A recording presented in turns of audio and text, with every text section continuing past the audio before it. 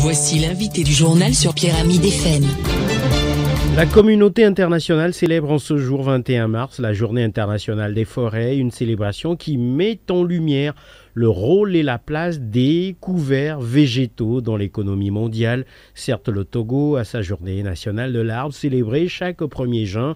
Cependant, il est important d'accentuer les efforts en vue de lutter plus efficacement contre le phénomène de la désertification dans un contexte, vous le savez, marqué par les changements climatiques. Et pour en parler, Julien Evegno s'entretient avec Kwame Dodiponjo, point focal régional Afrique de la Coalition mondiale des forêts. Voici l'invité du journal. Kwame Dodiponjo, bonjour. Bonjour. Cette année, l'accent est mis sur les plantations et les biomasses. Pourquoi ce choix ? Le thème de cette année est intitulé « Les forêts et une production et une consommation durable ». Donc la Journée internationale des forêts est une journée instituée par les Nations Unies. Et dans nos activités, nous mettons l'accent sur les plantations et les biomasses pour attirer l'attention du public sur les externalités négatives des plantations monocultures à grande échelle. La biomasse issue de ces plantations sont souvent destinées à la production de l'énergie, particulièrement l'électricité. Donc les plantations monocultures sont cause de la destruction des forêts et de la biodiversité, raison pour laquelle nous mettons l'accent sur les plantations en monoculture et la biomasse. Parlons du Togo. En quoi cette célébration intéresse le pays ?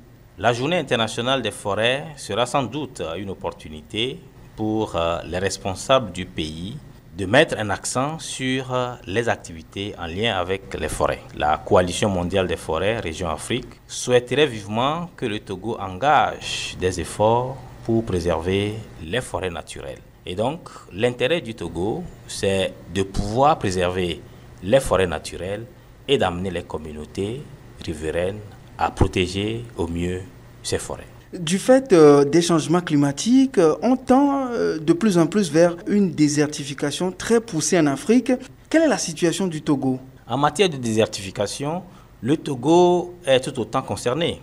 Les effets du changement climatique n'épargnent aucun pays de la planète. Dans un passé récent, le taux de dégradation de la biodiversité et des forêts au Togo était criard, ce qui favorisait l'avancée de la sécheresse. Mais aujourd'hui, les efforts engagés contribuent à s'adapter au changement climatique en faisant la promotion de la foresterie communautaire, la restauration des terres et des paysages forestiers. Aussi, l'augmentation du potentiel forestier à travers des actions de reboisement et d'enrichissement ont été engagées.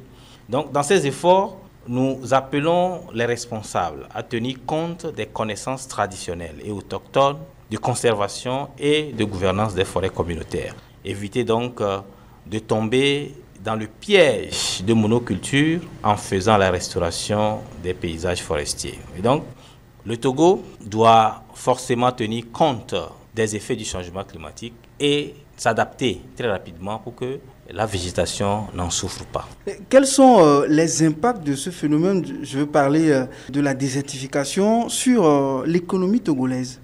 Je serais tenté de mettre plutôt l'accent sur l'impact de la désertification sur les moyens de subsistance des populations rurales, à majorité agricole. Le phénomène entraîne la baisse du rendement et la faim. Donc de ce fait, les revenus issus des récoltes s'amenuisent.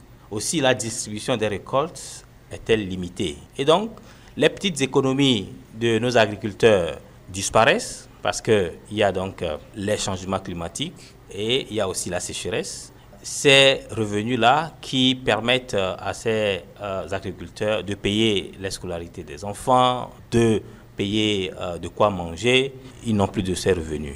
Et au-delà, l'exportation est impactée parce que peu de revenus et peu de récoltes, les populations n'arrivent plus à exporter. Et donc ça aussi agit sur l'économie nationale. Beaucoup d'écologistes aujourd'hui appellent à une journée internationale de l'arbre. Êtes-vous d'avis ? Pour ma part, la journée internationale de l'arbre ne fera aucune différence puisque la plupart des pays ont déjà initié à chacun, pour ce qui les concerne, une journée nationale de l'arbre à une date selon ses réalités, c'est-à-dire selon la couverture forestière ou bien le couvert végétal ou la pluviométrie. Et donc, il me semble judicieux d'encourager plutôt les journées nationales d'arbres pour que chaque pays prenne en compte au mieux son contexte et ses réalités environnementaux.